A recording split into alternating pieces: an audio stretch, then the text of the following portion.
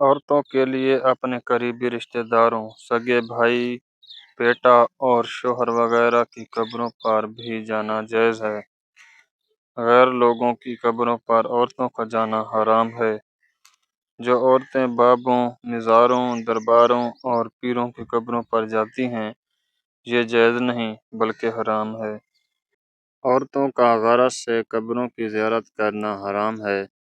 قبروں کی زیارت کے جانے کے مقاصد ہیں، مثلاً اول، مردوں کے لیے دعائے مغفرت و رحمت کی جائے، موت اور آخرت کو یاد کیا جائے، قبروں پر جا کر قبر والوں سے دعائیں و مرادیں مانگنا، اپنی حاجات میں ان سے پکارنا، مشکل کشا اور حاجت روا سمجھنا، نیز صفات الیہ مختصاً بذات باری تعالیٰ کو اموات کے ساتھ منسوب کرنا شرک اور ظلم عظیم ہے۔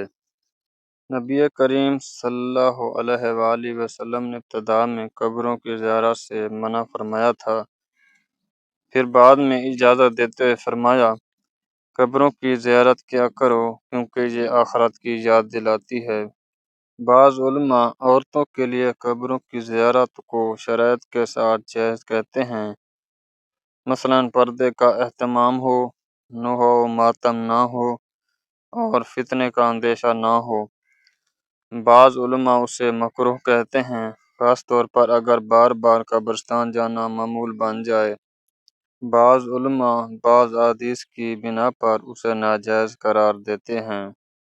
قبروں پر جا کر اللہ تعالیٰ ہی سے دعا مانگی جائے، فوت شدگان کے لیے مغفرت اور رحمت کی دعا کی جائے۔